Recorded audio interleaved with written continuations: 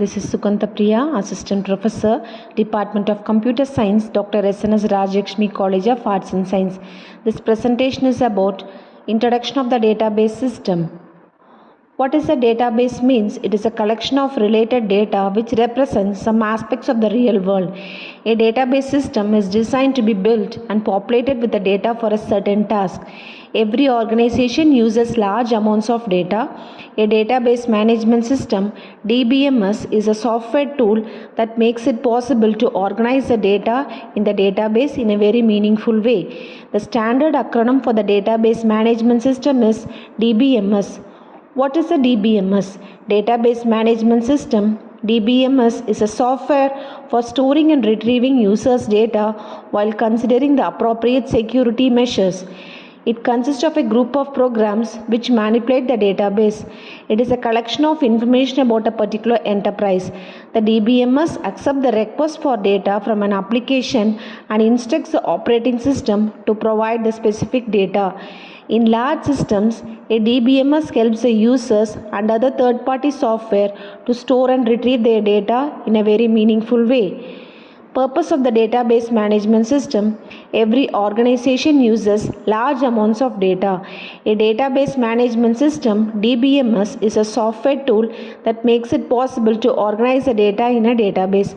The ultimate purpose of a database management system is to store and transform data into the information to support and making decisions.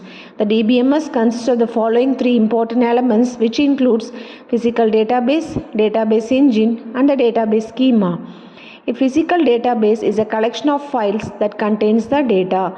A database engine, it is a software that makes it possible to access and modify the contents of the database. The database schema, it is a specification of the logical structure of the data stored in every database. Next is the functions of a DBMS. So what does the DBMS really do? It organizes your files to give you more control over your data. A DBMS makes it possible for the users to create, edit, and update their data in the database files. Once it is created, the database management system makes it possible to store and retrieve data from the database files. More specifically, a database management system provides the following functions: concurrency, security, backup and recovery, integrity, and data description.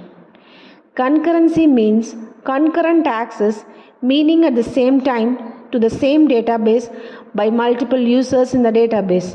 Security, the rules to determine the access rights of every user. Backup and recovery, process to back up the data regularly and recover the data if a problem occurs. Integrity, the database structure and rules to improve the integrity of the data. Data description, it is a data dictionary that provides a description of the data in the database. Next is the advantages of a database management system, which includes improved data sharing, improved data security, better data integration, minimized data inconsistency, improved data access, improved decision making, and increased end user productivity. These are the disadvantages of a database management system, which includes increased cost, management complexity, maintaining concurrency, frequent upgrade and replacement cycle. Next is DBMS data model. A data model will define how the logical structure of the database is modeled. Data models are the fundamental entities to introduce the abstraction level in a database management systems. Data model will define how the data is connected to each other in the database and how they are processed and stored inside the system. The very first data model could be flat data model, where all the data used are kept in the same plane. These are the types of data model, which includes relational data model, semi-structured data model, entity relationship data model, and object-based data model. In the relation data model is designed in the form of rows and columns within the table. A relational model uses tables for representing the data in between the relationship. These tables are also called as relations. The relational data model is widely used model which is primarily used by commercial data processing application. Next is the entity relationship data model, which is otherwise known as an ER model, which represents a logical representation of the data as objects and a relationship among those objects. These objects are known as entities. Relationship is an association among these entities.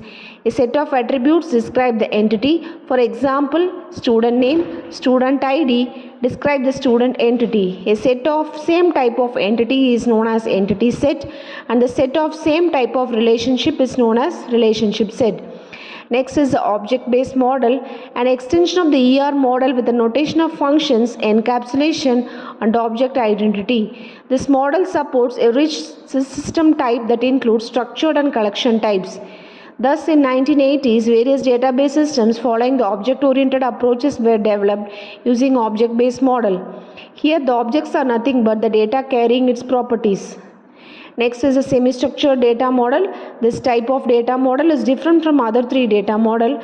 The semi-structured data model allows the data specification at places where individual data items of the same type may have different attribute set.